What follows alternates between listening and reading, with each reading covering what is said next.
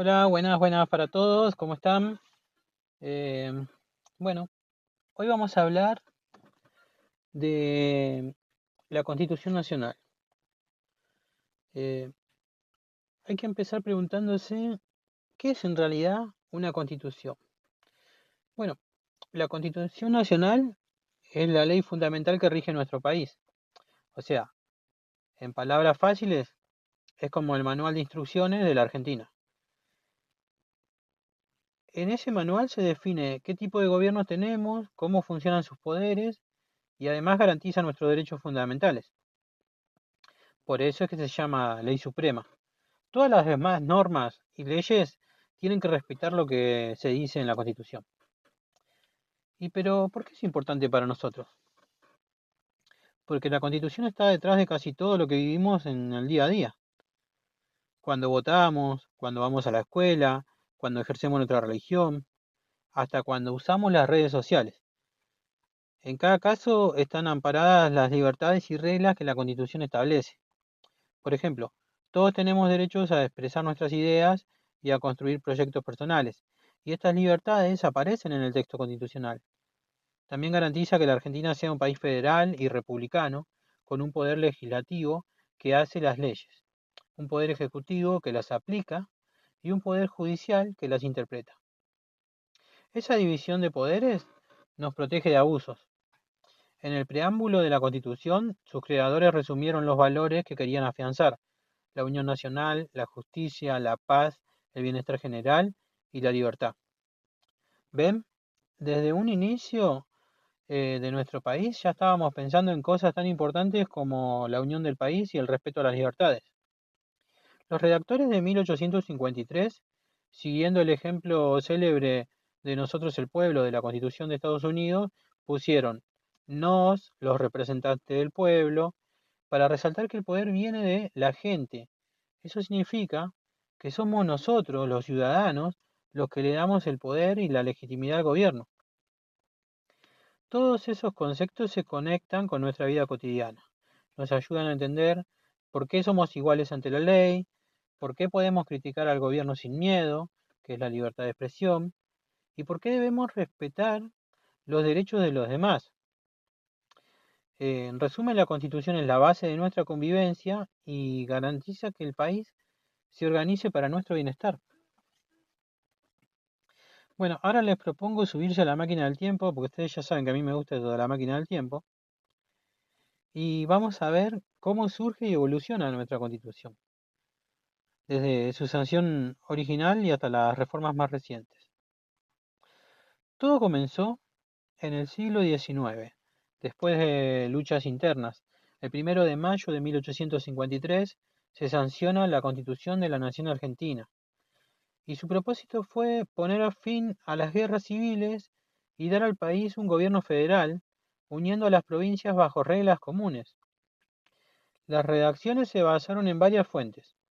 El proyecto de Juan Bautista Alberdi, recordarán, bases para la organización, eh, la Constitución de Estados Unidos y acuerdos previos entre las provincias. Un dato interesante es que la Constitución original incluía un texto religioso, sostenía el culto católico, aunque ese punto se va a reformar después. Esta Constitución de 1853 era claramente liberal para la época. Su primera parte, que es la parte dogmática, redactada en 31 artículos, reconocía los derechos humanos de primera generación, principios como la legalidad, la igualdad ante la ley, el derecho a la propiedad, la libertad de prensa sin censura previa, la libre circulación por el territorio y entre otros. Por ejemplo, abolió la esclavitud en su artículo 15, garantizó la educación primaria gratuita en su artículo 5 y promovió la inmigración europea en su artículo 25. Todo esto muestra cómo desde el principio la Constitución defendía derechos civiles básicos. La segunda parte, que es la orgánica, organizaba el gobierno, eh, estableció un presidente fuerte con facultades como intervenir provincias o declarar estado de sitio, un Congreso Nacional bicameral, diputados y senadores, con poder para sancionar las leyes principales y un sistema judicial basado en jurados. aunque no se llegó a implementar. Además, se consagró que la Argentina es representativa, republicana y federal. En palabras de la ley fácil, eh, el sistema es representativo, el pueblo elige representantes republicanos, eh, el pueblo elige representantes, y republicano porque hay división de poderes y controles mutuos. Y además es federal porque coexisten un gobierno nacional y gobiernos provinciales autónomos. En los primeros años se hicieron algunas reformas. Por ejemplo, en 1860, después de que Buenos Aires se reincorporara a la Confederación, se ajustó el texto para integrar a la ciudad de Buenos Aires como capital federal y unificar impuestos. También en 1866 y en 1898 hubo cambios puntuales. Se modificó la base de representación para diputados debido al crecimiento poblacional y se aumentó el número de ministerios, entre otras cosas. Pero la esencia liberal federal de 1853 siguió firme durante casi un siglo.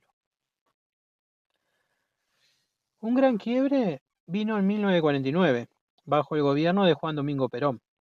Se sancionó la Constitución de 1949, impulsada por el movimiento peronista y lo que se llamó el constitucionalismo social. Esta reforma fue profunda, añadió muchos derechos sociales, trabajo, seguridad social, salud, vivienda, educación, y potenció al Poder Ejecutivo dándole mayores facultades económicas y de intervención. También incorporó reelecciones presidenciales que beneficiaban a Perón, por supuesto, y consagró principios de estatismo en la economía.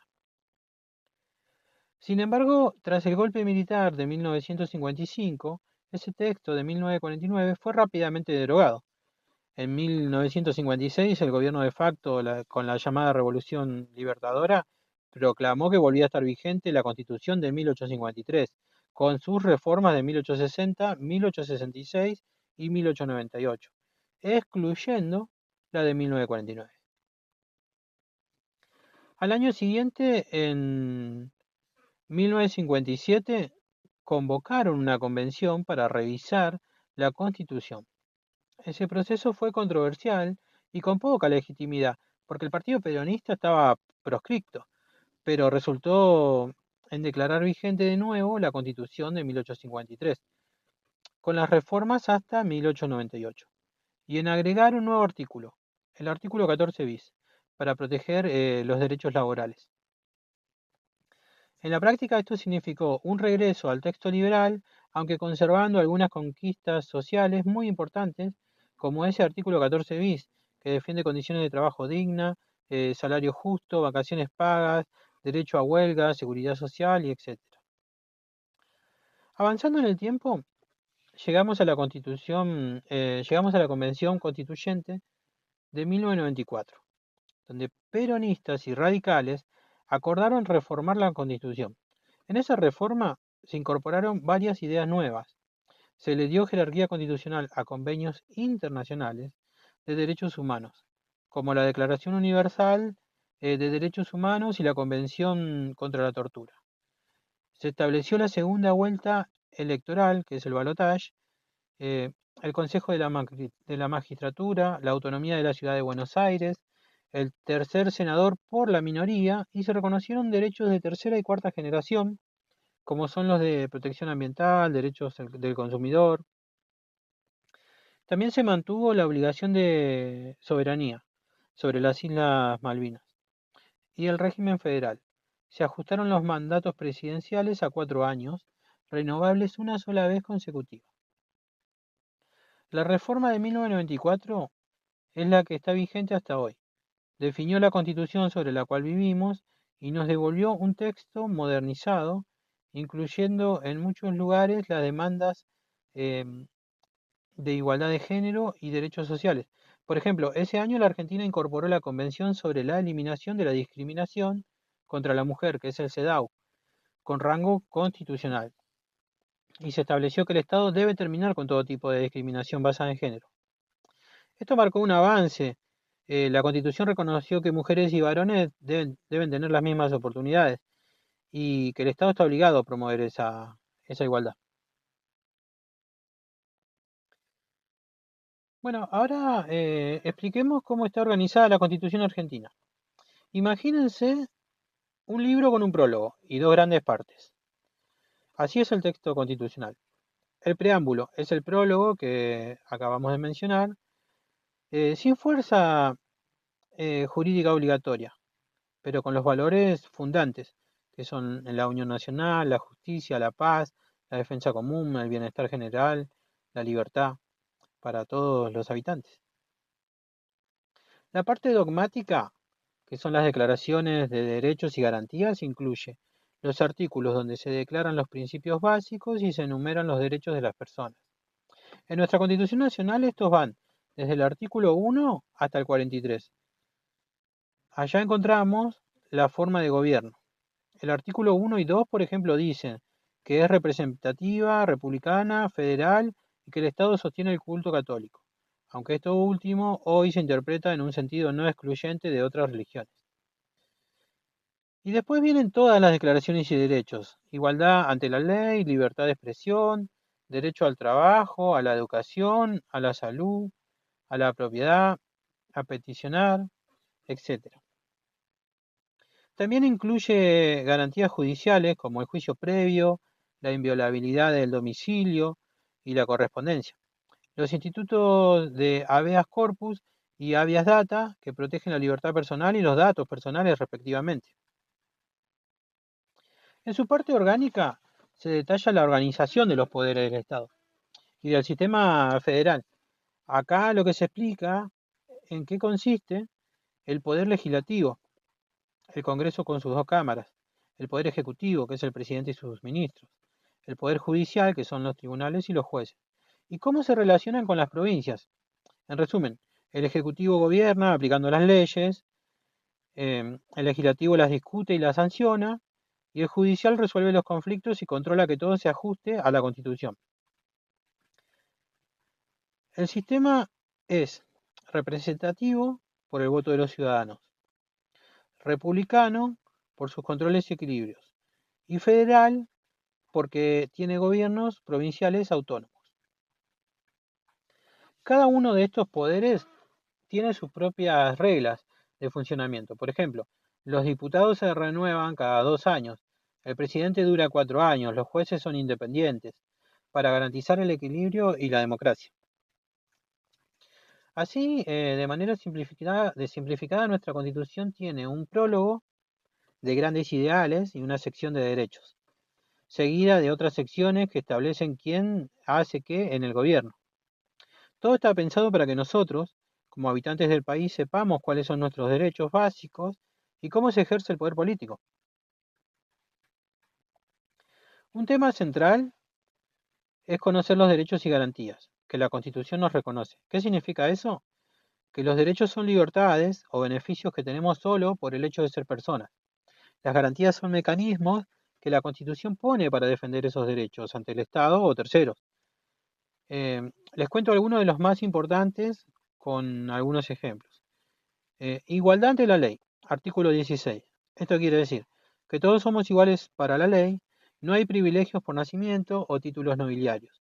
Por ejemplo, si vos y tu amigo cometen la misma falta y los dos van a ir ante el mismo tipo de juez y no va a haber nada de fueros personales. Libertad de expresión.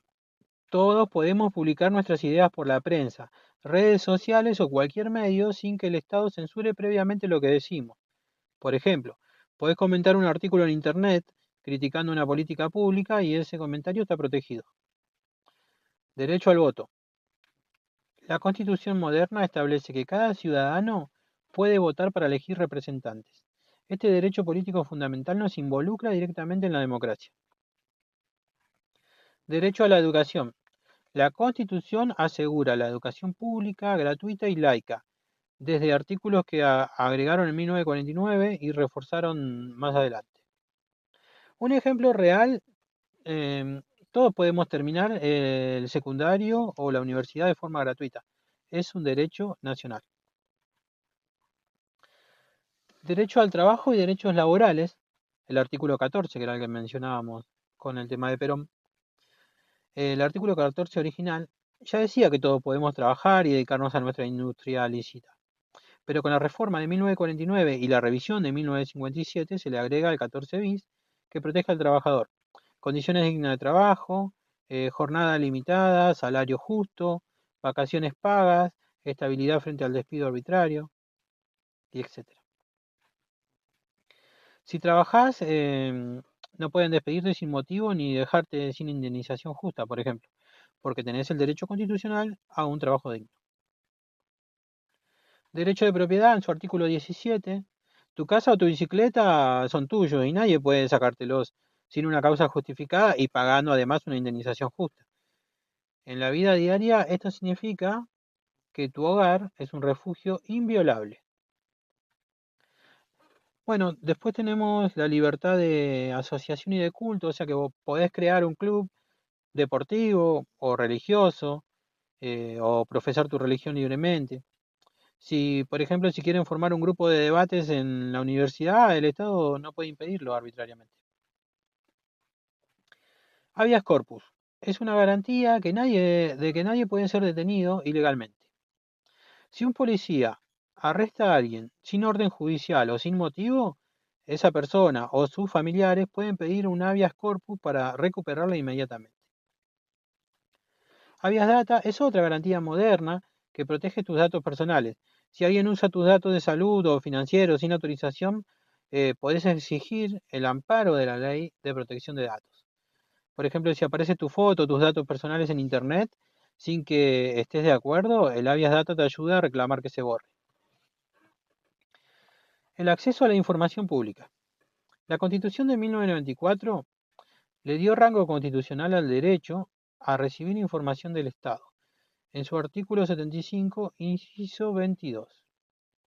Esto quiere decir que como ciudadanos podemos pedir documentos públicos y el Estado tiene que darlos, excepto en casos secretos.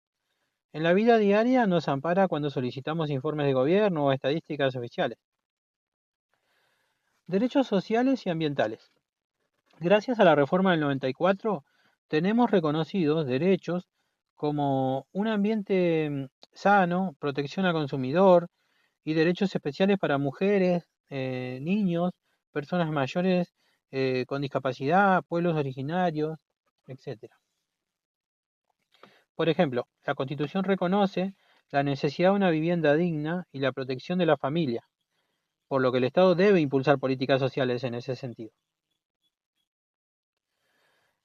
En resumen, nuestros derechos constitucionales abarcan lo civil, político y social, desde el derecho a la vida y a la integridad, que son los fundamentales, hasta garantías judiciales, pasando por derechos del trabajador y de la familia.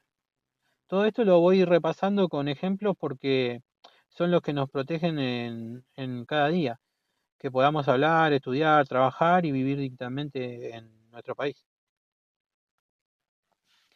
Les cuento ahora cómo se pueden cambiar esas reglas. La Constitución no es rígida, puede reformarse, pero no es tan sencillo. El artículo 30 de nuestra Constitución establece el procedimiento.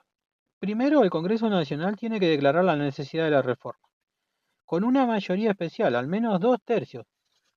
Esa ley del Congreso debe indicar qué partes se van a reformar. Segundo, se convoca una convención constituyente para escribir los cambios. Sus miembros se eligen por voto popular. Solo esa convención tiene el poder de modificar la Constitución y sus propuestas, que es la reforma en sí. Luego deben ratificarse de la forma que la Constitución exige. Este proceso de 2 pasos busca equilibrar las voces políticas. Hay que convencer a 2/3 del Congreso y a los ciudadanos que elegimos los convencionales. Así se asegura que una reforma sea amplia y legítima. Por ejemplo, eso pasó en 1994. El Congreso declaró la reforma, después se eligieron los convencionales que plasmaron los nuevos artículos de común acuerdo. En cambio, las reformas de 1957 mencionadas antes no cumplieron este procedimiento correctamente. El Congreso estaba disuelto, no hubo elección plena del pueblo. Por eso hoy se considera que esas modificaciones tienen problemas de legitimidad. El caso de 1994, en cambio, fue un proceso constitucional.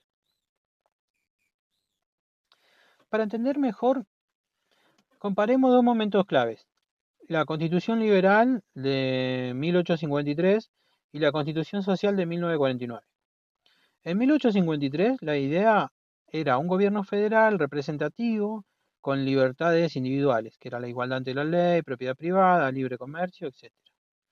En 1949, Perón introduce derechos sociales, que son trabajo, salud, seguros sociales, como parte esencial, además de darle mucho poder al Estado para intervenir en la economía. Fue un cambio de modelo del constitucionalismo liberal decimonónico al constitucionalismo social del siglo XX. Después del golpe de 1955, el país volvió al modelo de 1853, pero manteniendo alguna impronta social, el artículo 14 bis. También comparen las reformas democráticas versus las de facto. Las reformas de 1860, las de 1866, la de 1898, la de 1957 y la de 1994, todas, excepto la de 1957, se hicieron por procesos democráticos establecidos, debates públicos, convenciones y leyes. En cambio, la modificación de 1949 nació en un contexto disputado y su derogación en 1956 fue de facto. Las reformas de 1972, el Estatuto General de Lanús, y 1957 se gestaron bajo dictaduras y no representaron el artículo 30, no lo respetaron para nada. Por eso la Constitución de hoy no las reconoce plenamente. Este contraste es importante. Una reforma legítima para perdurar suele nacer de un consenso amplio y de un proceso según la ley, no solo por defectos, no solo por decretos de gobiernos de facto. Bueno, para ir finalizando, vamos a echar una mirada a lo que se habla hoy sobre la Constitución. En los últimos años aparecen temas que son bastante picantes. La reforma judicial. Hay discusión política sobre cambiar cómo funciona el sistema judicial para garantizar su independencia y su eficiencia. Por ejemplo, algunos proponen reformar la justicia electoral, el Consejo de la Magistratura o la estructura de las Cortes. La vicepresidenta en su momento, Cristina Kirchner, destacó en diciembre de 2024 que hay que reformar la Constitución, acomodar los mandatos para que duren eh, 4 años, pero también dijo que el Poder Judicial necesita cambios porque está mal politizado. ¿Esto qué hace? Abre el debate sobre si la Constitución actual ampara esas reformas y cómo hacerlo legítimamente. Por ejemplo, algunos afirman que cualquier cambio debe seguir el procedimiento del artículo 30. Otro tema también es la igualdad de género, que nuestra Constitución hoy proclama la igualdad de todas las personas ante la ley y prohíbe la discriminación.